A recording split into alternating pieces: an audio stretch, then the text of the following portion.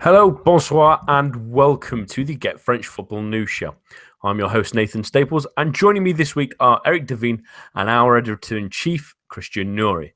A day late, but never without debate, we are here to sift through another intriguing week of Liga action. But unlike some of the fixtures this week, our message won't be blurred by the fog. But before that, here's the latest headlines. Ligue 1's 17th match day was marred by bad weather, with several matches being moved, postponed, or nearly invisible as fog proved problematic throughout the country on Saturday. Things have cleared up significantly by Sunday as a trio of clashes between European hopefuls took place, capped by leaders Nice trip to Paris Saint-Germain. Dijon-Marseille had been scheduled for Friday evening but was moved to Saturday early afternoon, and Bafétimbi Gomis scored a late winner in a 2-1 win that saw the visitors move just 3 points off the European places. What would have normally been Saturday's early match pitted Bordeaux against Monaco, and France's and Europe's most prolific attack was at it again, scoring twice inside 4 minutes before adding 2 goals late on.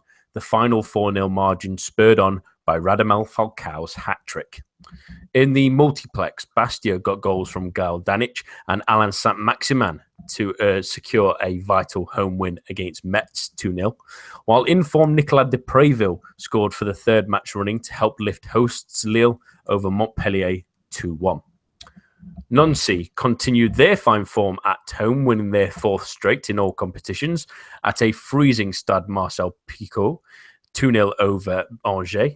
In Toulouse, the hosts got a hat-trick from Ola Toivonen to win 3-2 against a desperate Lorient.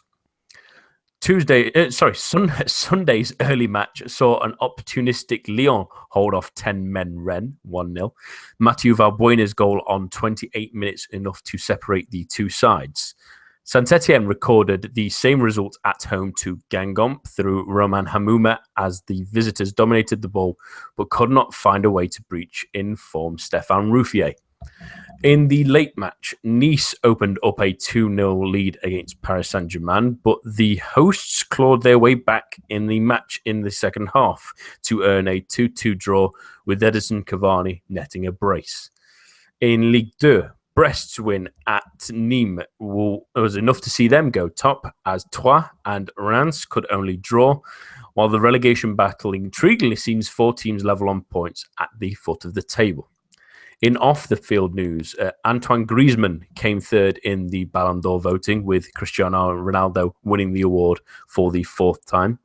And Lyon have announced a €100 million investment from a Chinese firm, the amount being equal to 20% of the club's shares.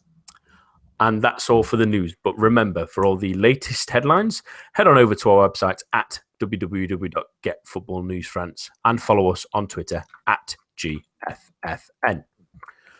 We start this week at the Parc des Princes as Paris Saint-Germain came from 2-0 down at half-time to draw 2-2 with Nice. It was an interesting game with plenty going on, but Christian, was a point enough for PSG in this one? Did they need the victory, really? Well, I think, Nathan, there's been a lot of negative hype in the French media in the last 2 weeks from the side that Paris Saint-Germain are in total crisis. Let's relativize for a second. This 2-2 draw mathematically puts them 4 points behind OGC Nice. We're not even into 2017 yet. No, this is not a dreadful result for them, given the circumstances and the pressure they were under, especially to go in 2-0 down at half-time and come back after having that loss, that 3-0 loss away to Montpellier the weekend before, and then drawing to Ludogorets and missing the first place in their Champions League group as a result. I think they've done very well, especially under a hostile crowd. You've got to remember they were booed off at half-time. So all in all, they've managed to gather themselves together somewhat.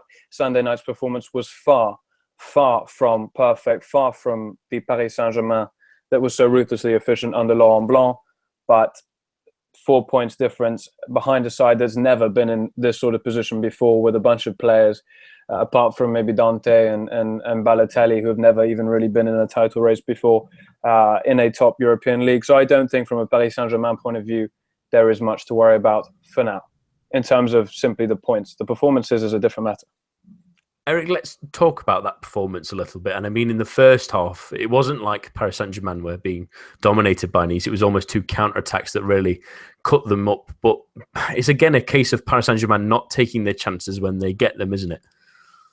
Yeah, absolutely. I mean, Cavani did redeem himself with the 2 goals that he did score.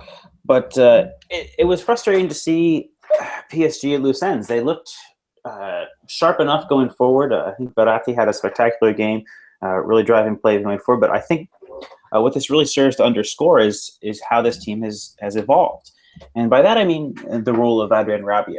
I think that it's no coincidence that his being out of the side has corresponded with PSG only picking up 2 wins in their last 6 competitive fixtures, and those being over Lyon and Angers. The dynamism and drive that he gives that midfield, I think, is something that no other player can offer. I think that Verratti has a lovely eye for a pass and is a great tackler, but he doesn't have that same directness and physicality going forward that any other player on the team can offer. Matuidi's a willing runner, but he's not the same sort of goal threat that Rabiot is. I think that having him out of the side has really forced the team to readjust in a number of ways, and doesn't seem that they're entirely comfortable doing at this point in time. I think that the failed experiment with 4-2-3-1 has been rightly abandoned. I think that in the absence of Javier Pastore, that system doesn't have any decent ends. I think it requires too much work in terms of the wide players that PSG don't really have in terms of being orthodox wingers to make that system work. So playing the 4-3-3 makes sense, but I think getting the personnel wrong was a problem. I think that again, in the absence of a dynamic forward force in midfield, there should have been more. There should have been more in attack for PSG. I think that Lucas should have started from the off. I think that he's been really the only player to come with any credit for the first 3 months of this season, 4 months of this season from PSG's squad, and he's the only player for me to seem to have improved under Unai Emery. He's indispensable, and for him not to have started and then to have to come on and play on the wrong side of the pitch, I just don't understand it. I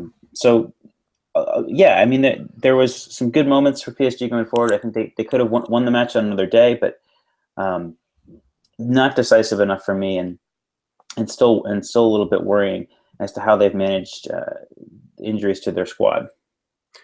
Yeah, let's talk about that selection up top, really, that we touched upon last week as well, where Di Maria has been criticised recently, and we talked about the form that Ben Arfa had been in the last couple of games, given the start. And to see both him and Lucas not start the game, Christian, was that a surprise, really, to go with maybe Matuidi's there to cover for the fullbacks bombing forward for Nice? But is that maybe a bit too conservative at home for someone of PSG standing?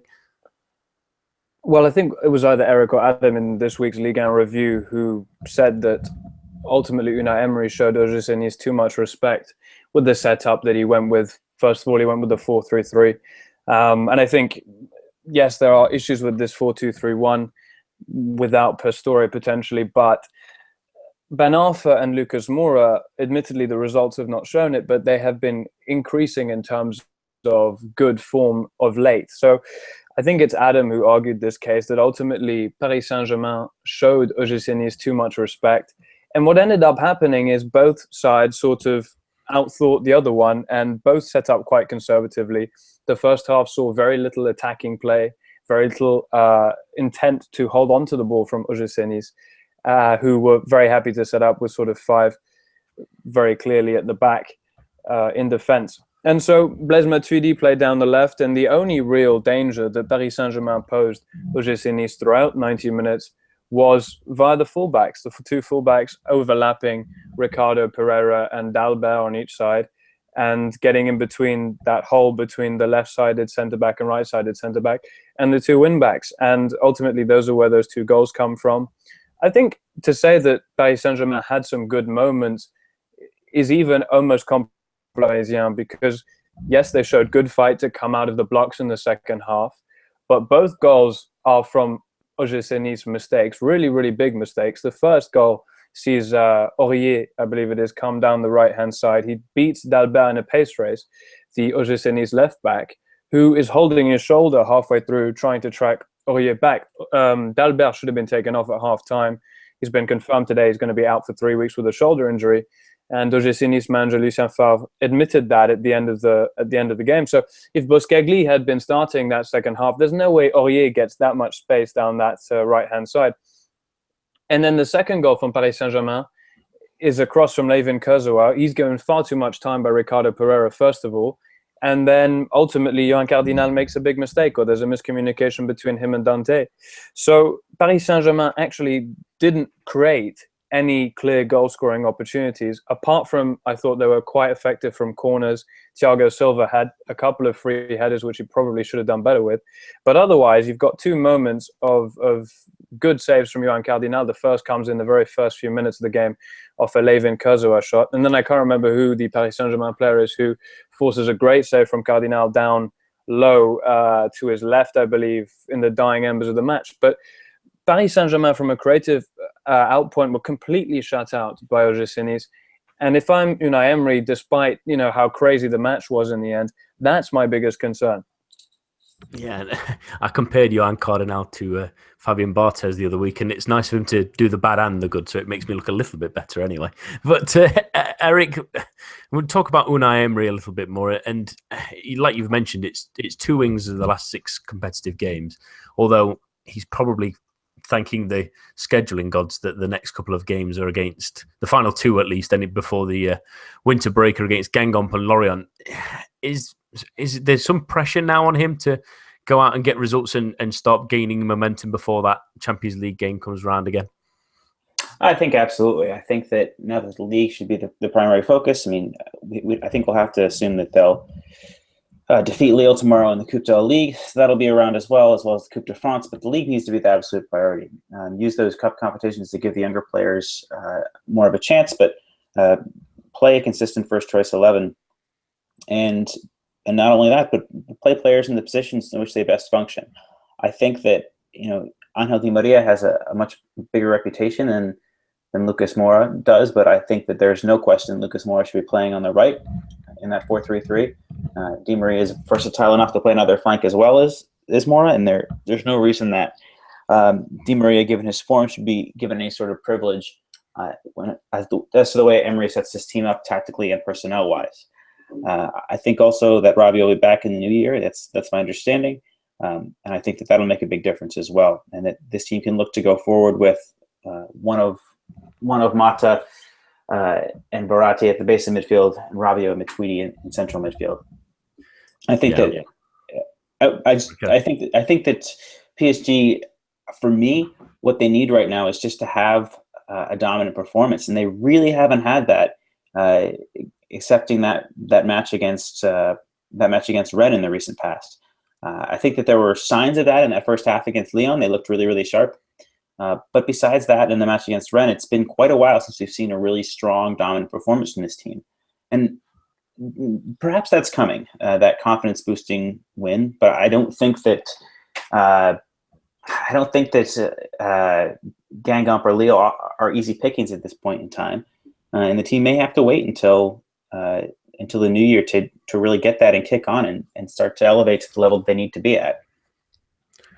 Yeah, at least it's just domestic issues that face them between now and February. But let's talk about Nice a little bit. And Christian, they went with the 3-5-2 that they've tried most of the season, and we said last week that might be their best option. But did their tactics work for the most part in this one? Yes, surprisingly and probably counterintuitively, they absolutely did. I think Lucien Favre said as well in the first half, maybe it was with Canal Plus in the first half, just after the first half had ended, he was saying that he was slightly worried about the 3-5-2 that he'd gone with because of the extent to which PSG were doubling up on the wings with Matuidi and Kurzawa and then Aurier and Di Maria. But you have to say they've pulled out. I think what I'm most impressed by from this Nice performance is not even necessarily the tactical setup, but just the ability for some of these young players to pull out incredible performances when it truly matters. William Cyprien is obviously the obvious candidate to look at. That free kick is beautiful. I think it's one of those goals that as a manager, as an opposing manager, you simply just have to accept. There's almost nothing that Unai Emery can do to prepare for a situation like that.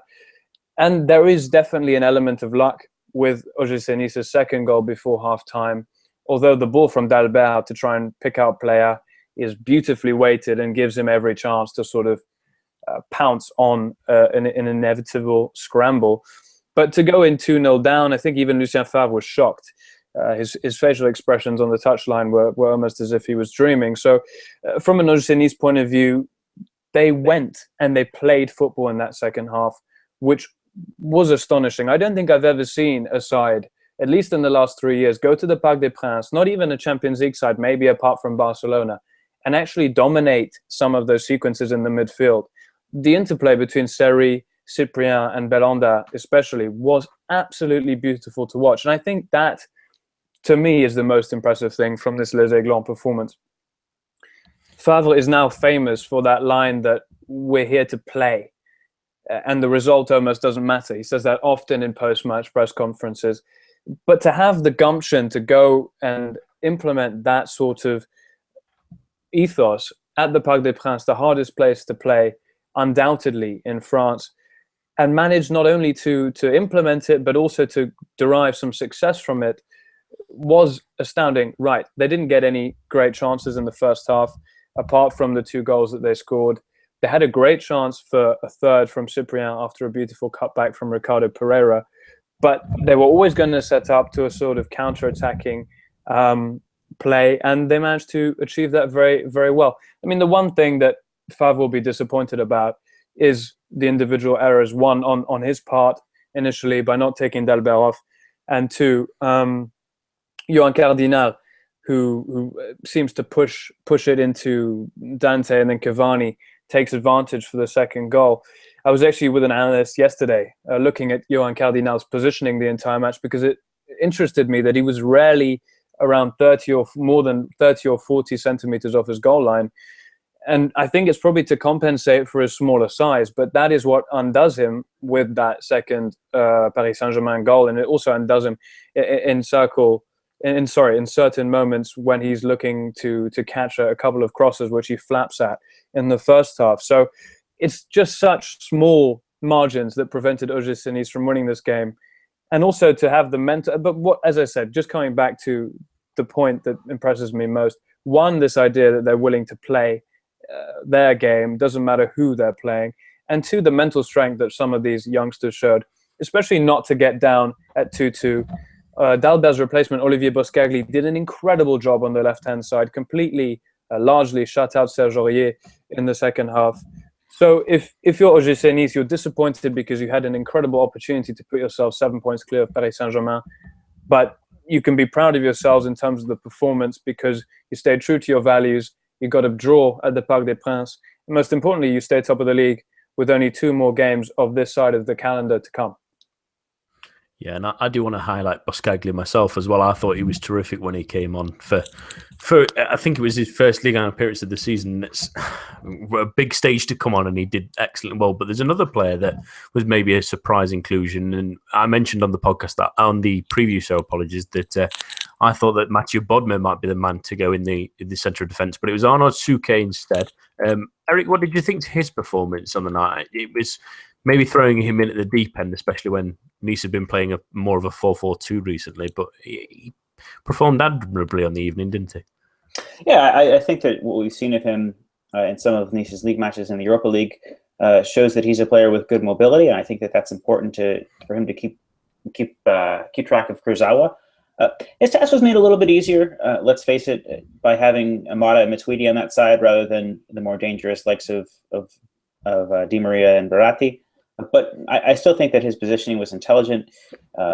He had good movement. I think that despite being a little bit undersized for a nominal center back, he did a really good job. He's got good upper body strength and was able to battle really well with Kurzawa, who had some moments of frustration, I think, as a result of having to cope with a more mobile center back. I mean, that's the thing. We have to look at. If we had Paul Bice on this side, he's a physically imposing player, but he's not as quick and as lively as is Souquet. And I think that having that to cope with the pace of Kurzawa may have actually been a blessing in disguise that Bice was unavailable for this match, despite the captain's strong start to the season.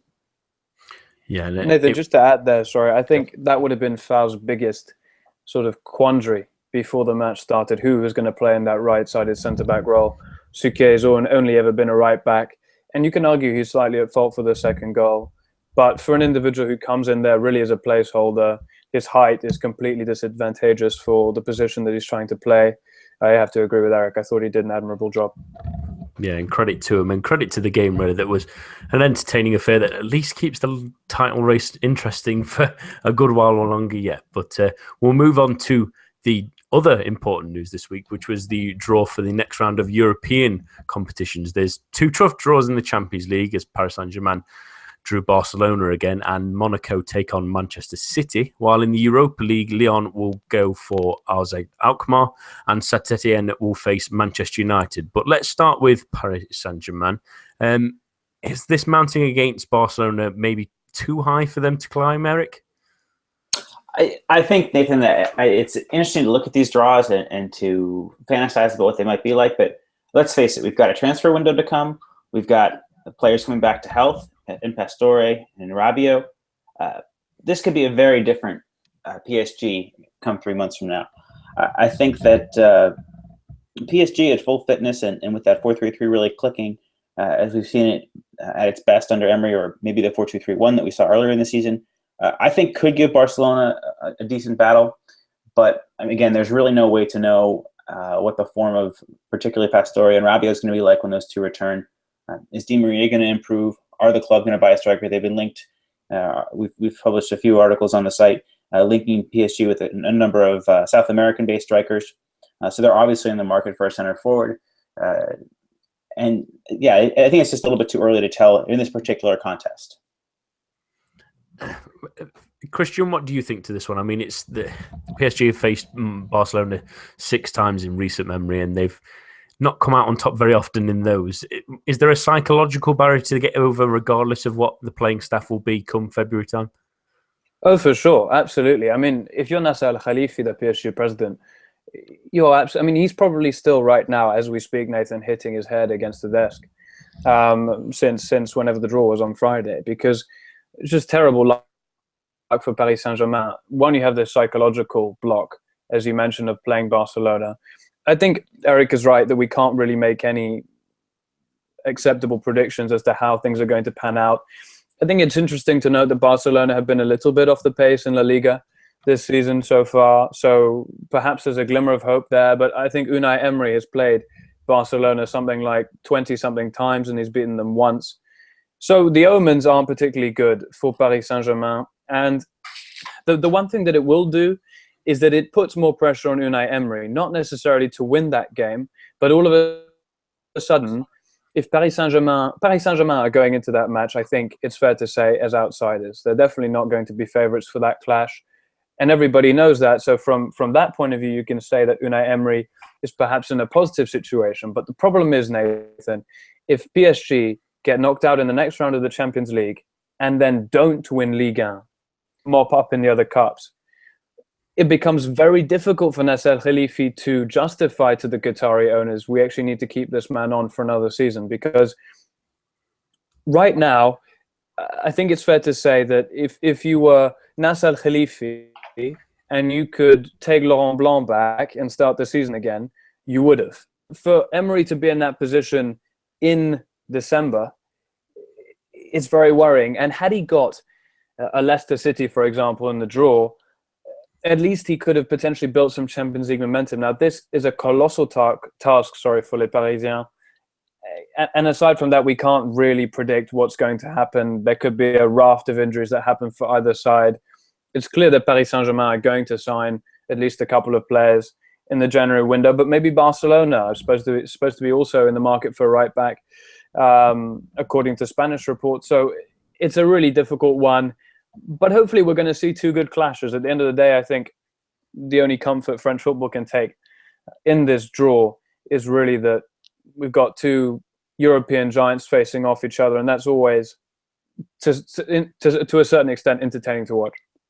Yeah, and it's certainly one of the ties to look forward to. But another really interesting clash is Monaco's versus Manchester City. And the Monaco being the excellent scorers they are, the top in Europe at the moment. They also have the best conversion rate of any team in the top 5 countries in the last 20 years, which is an outstanding stat in its own right. But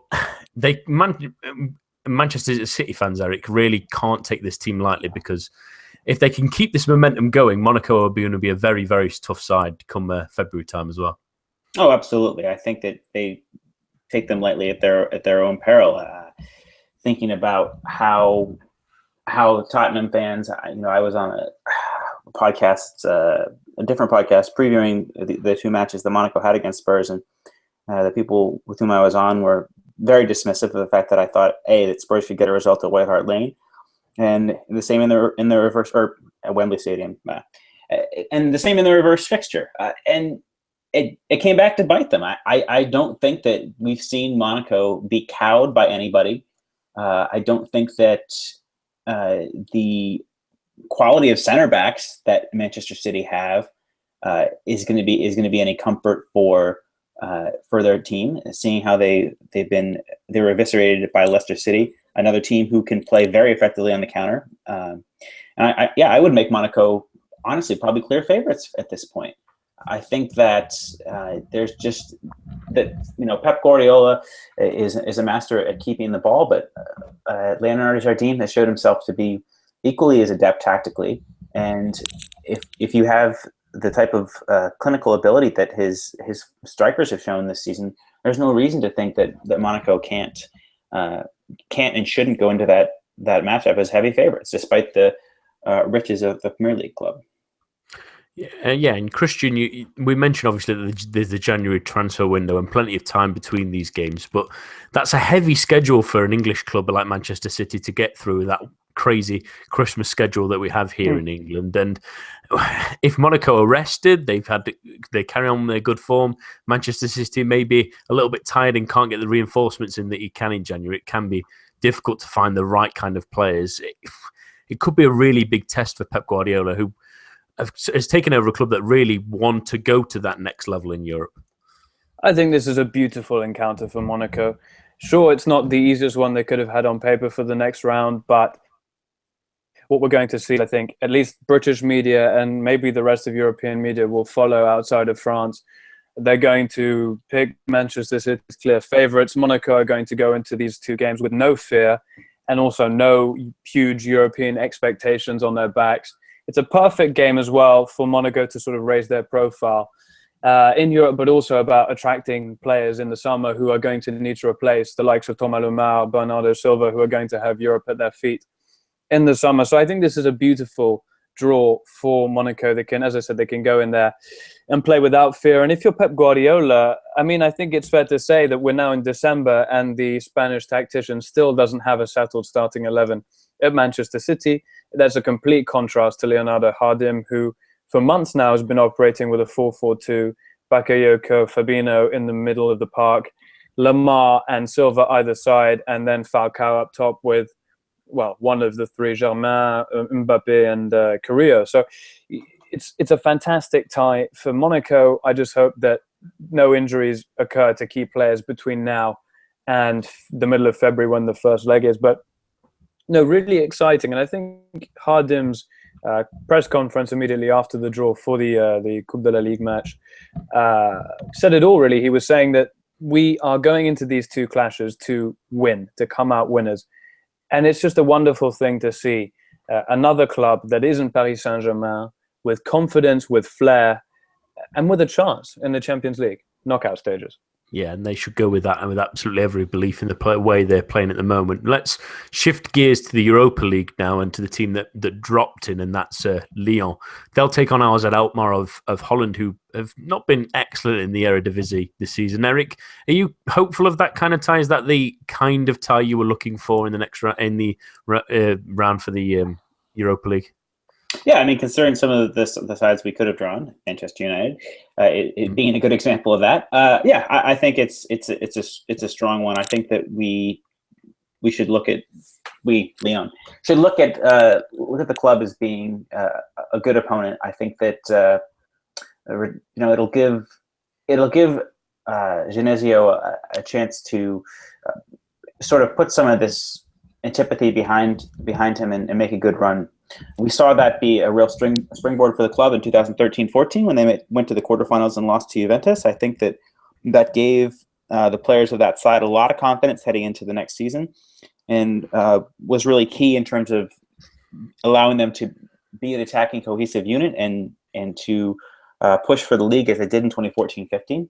And hopefully this can be of a similar result. I don't think AZ are a very dangerous team. They've, not had a great defense. They had a kind of a weird group which they qualified through. They had Dundalk, Zenit, and an Israeli team. I can't remember who, but they didn't exactly qualify through a terribly difficult group. So I'm not really expecting most out of them. I would think Lyon will be comfortable favorites to go through, especially as they have started to show just a bit more form as of late. And they've not. It's a bit harsh to say, but they've not been excellent in the Eredivisie, sitting fifth at the moment with 3 draws and a loss in their last 6 games. So they're not in the best of form themselves. But there's a lot of time between now and then. But Christian, I wanted to get your thoughts on this, and we spoke about this on the preview show previously. That with Lyon dropping into the Europa League, how should they treat this competition? Should they use it like they did previously, where they bleed a few youngsters in and maybe they're ready for the first team next season? Or if they maybe get into those quarterfinals, do they maybe chance their arm at it and try and see if they can sneak into the final? I think it really depends who you are, Nathan. If you're Jean-Michel Aulas, the Lyon president, I don't think you want to go far in this Europa League competition at all. I think the less exposure that some of his brilliant young talents get on the European stage, and frankly, from his point of view, meaningless competition financially, the better, in a really cynical way. So I don't think he's going to be too fussed about the competition. I think if you're a Lyon fan, it's a perfect opportunity to, and it's a big if Lyon can sort out a reliable attacking force, and I don't mean the sort of one that Genesio seems to have fabricated in the last 3-4 weeks, which is getting very lucky, if we're being honest, in recent fixtures to string a set of results together. If he can sort out the attack, maybe bring in a face or two in the January window in that department. Of course, we've got Rachid Ghezal, who's going to be going to the African Cup of Nations. Then maybe you have something to really go at this competition with. Because, let's face it, Lyon have come down from the Champions League. They should be one of the top sides in the Europa League now. And from a fan point of view, it could be an excellent little adventure to have. Also for Genesio, because it could become a good fallback plan for him if still by February or March, Lyon are currently not in the top 3 or not anywhere near the top 3 in terms of qualifying for the Champions League next season. A sort of semi-final or final of the Europa League could potentially save Bruno Genesio's job. So I think you have to take it from multiple perspectives. But ultimately, simply, if we're being selfish as French football analysts, for the UEFA coefficient, we want Lyon to do as well as they possibly can so that we can get as many French sides into European competitions for the seasons to come. Yeah, and I personally don't think if they get to that quarterfinal stage, they should absolutely go for it. I think that more teams should. But let's talk about the final one. Excuse me, in this one, and that's Saint-Etienne, who we've said before, Eric, are really aiming to have a better run at European football, and they got through the group stages, although maybe by the skin of their teeth, with a good win in the final game against Anderlecht, but they've probably not got the best of ties, have they? I mean, perhaps Manchester United in recent years have really seemed to have had a hex over them and knockout rounds of European competition. I think that they've generally not impressed, and I think that Jose Mourinho is going to have a clear mandate to put this team in the best place possible in the league. That the Europa League is not going to be necessarily a priority. He's played relatively strong sides in the competition, but I think it depends where Manchester United are. If they had a decent win over Spurs at the weekend, if they continue to keep that pressure on the top 4, and if they're in that neighborhood come mid-February when this tie happens, there shouldn't be any reason to think that he's going to put any emphasis on this competition. There's no, I understand that even a second-string Manchester United team will be a tall order for Saint-Etienne at full strength, but the priority has to be back in the Champions League and to be pushing to put this team back where they were. Given the investment that this club's made over the past 3 or 4 years, I think that's a given, and I think that we shouldn't look at the club placing any weight on the level of this competition. And it'll be an interesting one because they are quite similar in a weird way of not being quite consistent this season. I mean, Saint-Etienne have flailed between putting you to sleep and thrilling you in the last moment. And being a Manchester United fan, it's been very, very similar watching those this season. But Christian, what kind of problems might Saint-Etienne create for Manchester United in this one? What will, for those fans listening, what should they be watching out for? Well, Manchester United, from my understanding, have had a difficult time of it in front of goal within the last 3-4 months. Yes, Zlatan Ibrahimovic is now maybe come into a bit of form recently, but generally speaking, Saint-Etienne are one of the most defensively efficient sides in France. And this is exactly what Europe is about for a side like Saint-Etienne. It's about adventure. It's about daring to dream. And I think there were a couple of players who spoke to local media last week talking about how they wanted to draw Manchester United. And for many of these individuals, this is going to be the biggest game of their lives, or the 2 biggest games of their lives. So this is about an adventure both for the fans, for the club, and for the players. Someone like Loïc Perrin, okay, a man who's been at that club all of his professional career, an individual who I'm sure we all agree could have potentially gone on to better things. Captain of Saint-Etienne. Stéphane Ruffier, the goalkeeper, who is in arguably his best form ever, I would be willing to state right now. You know, things are coming together. Alexander Soderlund even scored a couple of goals. Robert Baric is coming back from fitness. He's going to be fine and fit by the time we get to February. We all know how Galtier is going to set up. He's going to set up defensively. I think we might even see another sort of 5-man defense like we saw in the final group game. I mean, depending on your interpretation of the formation against Anderlecht. So, you know, this is a brilliant tie for Saint-Etienne. Again, all the pressure is going to be off them. And let's not forget that this time last year in the knockout, well, not this time last year, but when they play Manchester United, obviously their fixture last year in that sort of position was against Basel. And had it not been for a really bad lapse of concentration towards the end of that second leg, Saint-Etienne would have gone further. I think they are definitely a sort of Europa League specialist now. And I'm looking forward to these 2 ties. I think it's going to be a fantastic occasion for everybody involved from Liver's side. Yeah, and Manchester United have only just broken their European duct away from home. So Saint-Etienne should take that in mind. That there's Geoffrey Guichard that can create such a great atmosphere. And while they have been quite decent at Old Trafford, at least, if they hold down the britches, then it can get a 0-0. There's every chance for Saint-Etienne in this one, I think, and it'll be nice to see a nice Pogba off. Maybe they might do a dab off at some point in the game, but we'll wait and see on that one yet. You just couldn't resist on that line.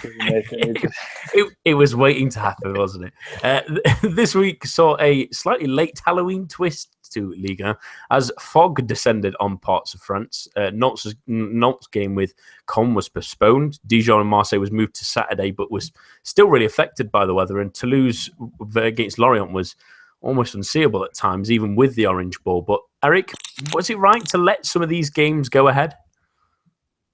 I don't think so. I think that Ligue 1 has a less than stellar policy against this, but this is part of the symptom of the shortage of money in Ligue 1. That the costs involved to reschedule these matches would put some of these smaller clubs under really dire financial pressure.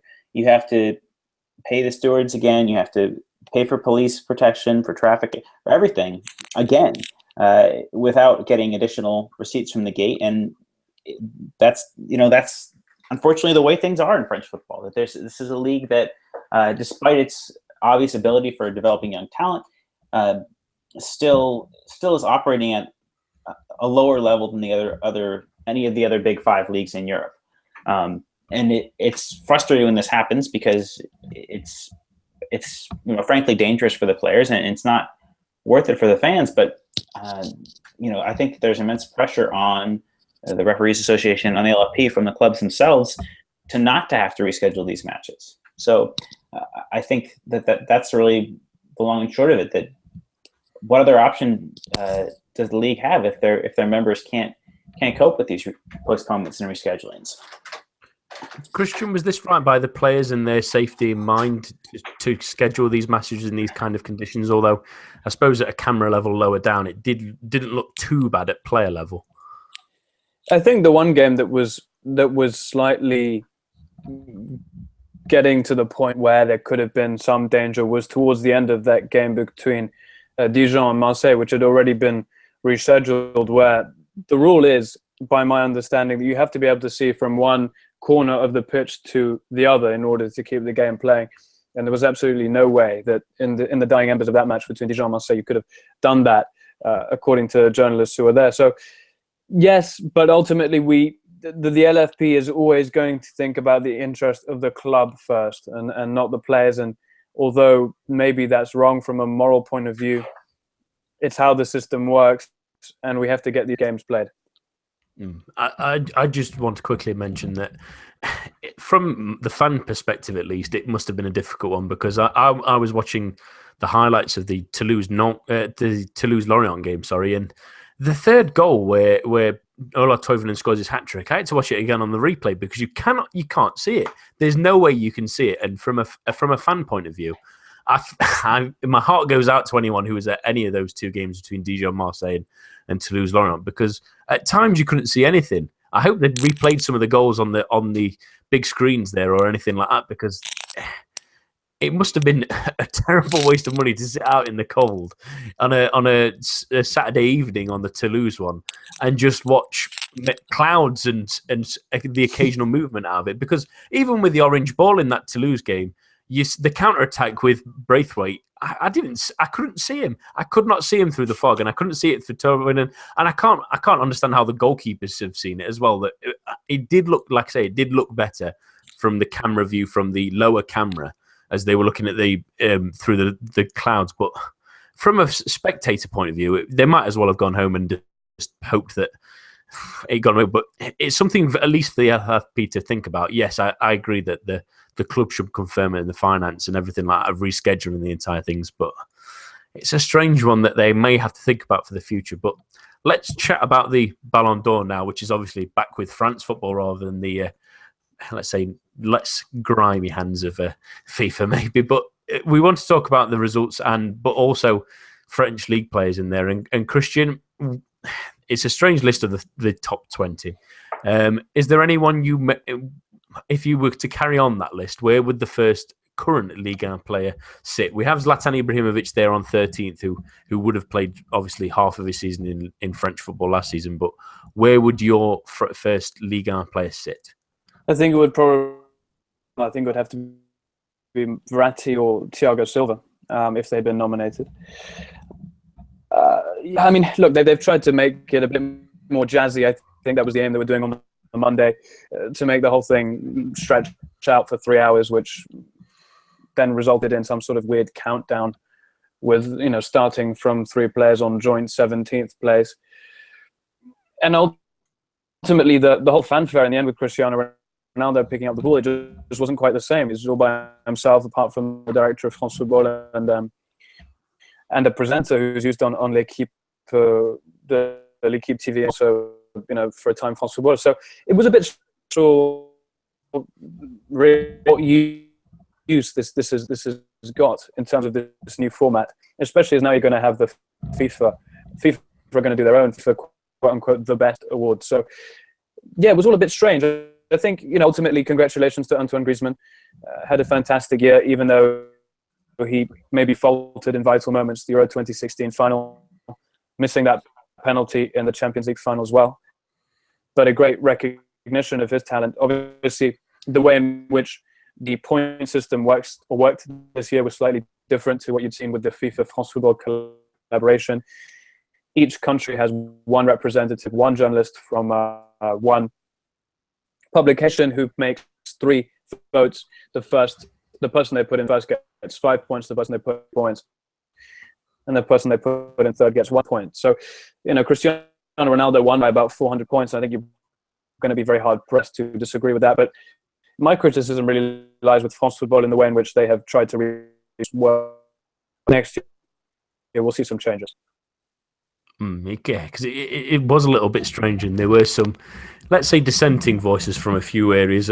One particular, in Robert Lewandowski, who finished 16th, and I think he only he received one third place vote. Was it that's all he got from every single nation, which is, for a player who had the season he had, is maybe a little bit underhanded. But Eric, what was your thoughts on the France football announcement? It was obviously a change from the FIFA aim before, but there's some odd names in that top 20 list. I mean, they all had good seasons. Rui Patricio and Riyad Mahrez and Jamie Vardy have finished quite high. But is this the kind of one you want to see go forward, or is there maybe some adjustments you would like to see to the Ballon d'Or next season? Well, I mean, I think what might be more interesting is to see these journalists pick a first 11. That there is more representation across the positions. I mean, let's face it, we have to go all the way down to Pepe and Buffon in a joint ninth place to see anybody who's not nominally a striker or a winger. And the fact is as much as those players catch the eye, it undoubtedly skews perception as to who the best player supposedly in the world is.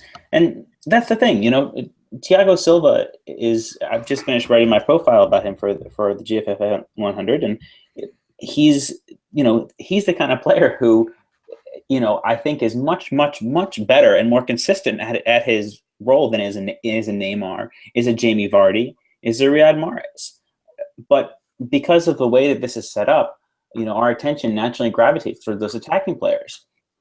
And it's a source of frustration for me, because I think that, we have players that come from so-called lesser leagues and really impress, and like, oh, where did this guy come from? Well, because if they're not an attacking player, you're not seeing them grab these eye-catching stats. And there's somewhat of a surprise when they do go to a so-called bigger league and really succeed. So I think that there's some element of that being flawed, that, perhaps, even if we're going away from nominating an entire team, nominate a player in each of the four main roles on the field: midfield, attack, defense, and goalkeeper. Something like that to give a more equitable representation to the way that the players are on the pitch. I have no doubt that, Ronaldo and Messi in particular are some, probably two of the best 5 footballers the world's ever seen. But again, the way that the rest of those players stack up, I mean, Neymar, did not really have that strong of a season with Barcelona. I mean, not to be too critical of him, but yeah, I just don't see it. And the same thing with Jamie Vardy. I mean, before his hat trick at the weekend, he was invisible for Leicester. Pepe, again, yeah, I mean, he was imperious in the European Championships, helped Real win the European Cup, Champions League, but hasn't been quite at the races in the current season. So a lot of surprising decisions there, and yeah, I think that a more holistic approach to the players vis-a-vis their positions is really necessary for this award to get more respect from serious observers of football. Yeah, and I wholeheartedly agree with that, Eric. I mean, it's even weirder to think that I'm looking at the list now, and Arturo Vidal is the first centre midfielder in there, and he's 14th. And there's not many more. I'm trying to think of all the centre midfielders in the world and how insulted they must be that it took forever before any of them even mentioned. There's even 2 goalkeepers in front of the first midfielder, which traditional centre midfielder, which does seem strange. And I always think about personal awards like that is comparing mustard to mustard when you're thinking Ronaldo and Messi. But when you're comparing Ronaldo to, like you say, Thiago Silva, or even on the same list, Pepe, they're completely different players playing completely different roles on the completely different ends of the pitch, and it becomes sort of the issue of where do you draw that line? And yeah, talk about central midfielders. Where's Sergio Busquets? Are you kidding me? Yeah. It's strange, isn't it? And look where Leicester are now, and why isn't N'Golo Conte on that list for his important contribution to Leicester, where they've fallen off the cliff without someone like that. It does, it's the fall and the fame of the current generation of, I suppose it's been most generations where previous Ballon d'Ors as well that have gone to defenders seem like token gifts, almost like Cannavaro when he won it the World Cup year. It just seemed like, oh, you've been a good player for so long, here's a Ballon d'Or, well done. Rather than, oh, you've had a terrific season at your role, well done, here's the Ballon d'Or for being a terrific player during your season, which is how everyone else gets it. But we will ever be frustrated. Also, it's this obsession with statistics now, isn't it? Mm-hmm. Looking at how many goals and assists a year is just far more sexy than looking at interceptions or pass completion rates. And ultimately, that's why. Yeah, well, that's good, Nathan. There's still some people out there, but so ultimately, that's the reason why you've only got your first central midfielder in 13th with Vidal. Give me a solid defender that makes 3 tackles and 3 interceptions a game every day of the week, I think. But no, never mind that I'm the frumpy one that doesn't like attacking football. But let's move on to our final topic this week, which is investment in Lyon. And as a Chinese company has invested 100 million euros into the club. Eric, give us a few more details on that if you can. And what does this mean for the club going forward? Yeah, the firm is called IDJ, and they've invested 100 million euro, which gives them a 20% share of the club's stakes, as well as 2 seats on the board. It also gives Lyon shares in training development schemes and image rights in China. As to what Lyon should do with this money, I think that the infrastructure is pretty solid for the club. They have this beautiful new stadium, the Stade Lumiere, Parc OL, whatever it's called, based on the competition, obviously, for certain naming rights. It's called different things at different times. I think it makes them, they've got the model in place to give them sustained success. For me, the most attractive thing is it makes them more likely to be able to keep players.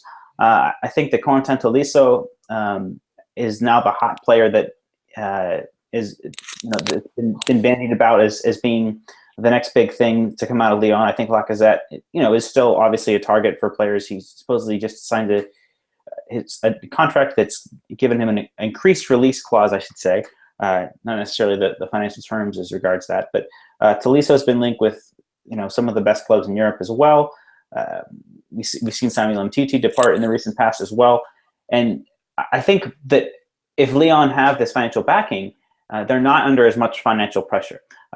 Since the beginning of their period of success in the last 15 or 20 years, dating back to their early titles in 2001, what Lyon have always done is sell players on, whether that's buying them from another club and then selling them on in terms of Michael Essien, or selling on academy products in terms of Karim Benzema.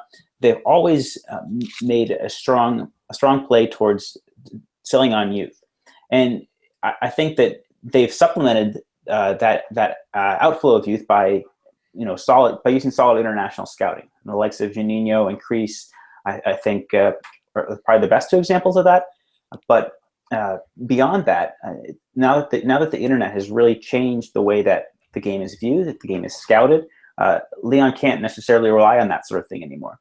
And in order for them to continue to be successful, or to return to the level of success they experienced in the 2000s, they're going to need to be able to hold on to some of these young players, because their efficacy at turning players over and scouting in other leagues is not going to be at the same level that it once was, because other clubs are operating with the same advantages. You don't need to pay a scout. You can get a Y-Scout membership or a membership to another one of these scouting services and watch almost literally any match in the world and get a sense of who these players are.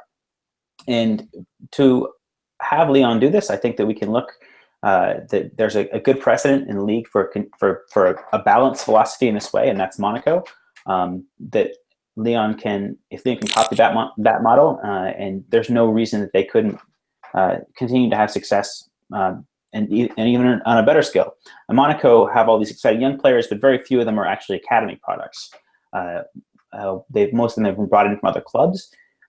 Whereas if Lyon can combine their very successful academy with a similar philosophy, I think there's no reason to think that they couldn't surpass or at least equal the level of success that Monaco have had particularly in the Leonardo Jardim era.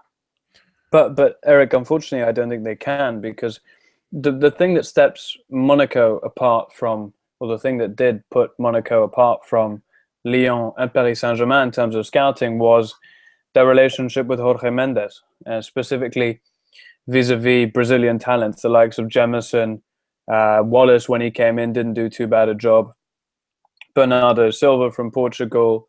Yes, there have been some misses as well, Ivan Cavallero, Helder Costa. But Monaco had a relationship with a major agent. The problem that Lyon have now is they've spent the last 4 or 5 years relying on youth talent. And apart from the good relationships that Aulas has with French agents, like Orbis, and others, Lyon are going to have to work very, very hard to just put themselves out there vis-a-vis the agent game again in order to get the connections to sign those players. Because your point about the way in which scouting has changed in the last 5 years is absolutely correct, in the sense that everybody is aware of the next best thing now. That's no longer good enough. You have to have a relationship with the individual who is in charge of the next best thing. And I think that's where Lyon are going to fall when they're trying to compete with Monaco to create a sort of similar strategy vis-a-vis the league and transfer policy. Yeah, and it does become an interesting one when the investment is let's not joke about it, it is a significant amount of money to be added into the club, but does it really put them on the same playing field as these other big clubs like Monaco and Paris Saint-Germain? It's a tough one to take, but like you say, Eric, it's surely trying to use that money to go down the right path, isn't it? And trying to find the right way. Yeah, I think that it's not a matter of being able to splash the cash on players. It's just a matter of being able to put these players on better wages, so they're not as tempted to leave. And I mean, there's more to come. I think Lucas Toussaint, we've seen of him this season. He's looked really good. Olivier Cayman's another one. There's still more to come from Lyon. The way Maxwell Cornet's continued to develop. And he's another player who is not an academy product. He's from Metz, was brought in.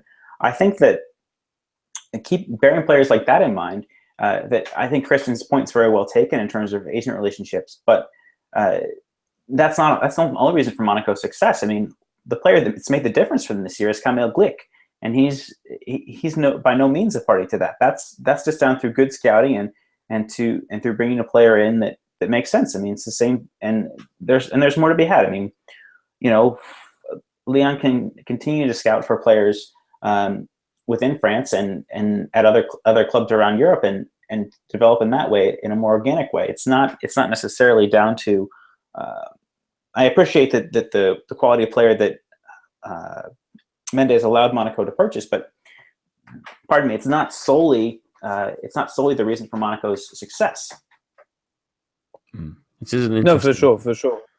I mean, the thing is, obviously, Luis Campos came with Mendes when the Monaco project started with Rybolovlev, and I think Monaco themselves, it'd be interesting to see if they can continue to pull out these gems from nowhere to replace the individuals that are going to imminently leave for Europe's finest in the summer, because Luis Campos has now departed. I think it's going to be a very interesting thing to watch. But Nathan, I think just more broadly, it's an extremely exciting time to be in French football, with Lyon's investment coming from China. They joined Nice, obviously, who had investment from China this summer.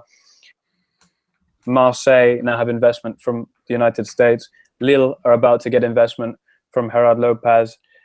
Nancy supposedly about to get an investment from a sort of Canadian consortium. So it's really exciting to see businessmen from around the world seeing the potential of investing in a Ligue 1 club.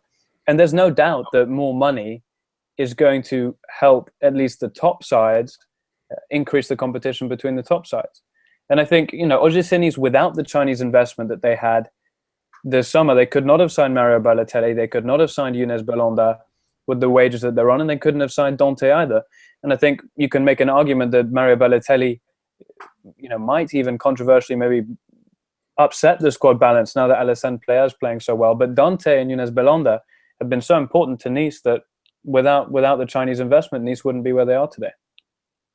And that's an interesting point going forward. Hopefully, that attracts more investment, and as that, even for the smaller clubs like Nancy, that hopefully that helps them strengthen their infrastructure, continue creating great young players like they have done in the past, and solidify a little bit for the future. But that's all the time we have for this week. My thanks to Eric and Christian for joining me. Join us for the preview show on Thursday that will be hosted by myself as Eric is away. And we will see you here at the same time, same place, well, on Monday, hopefully the next time next week. A bientôt and goodbye.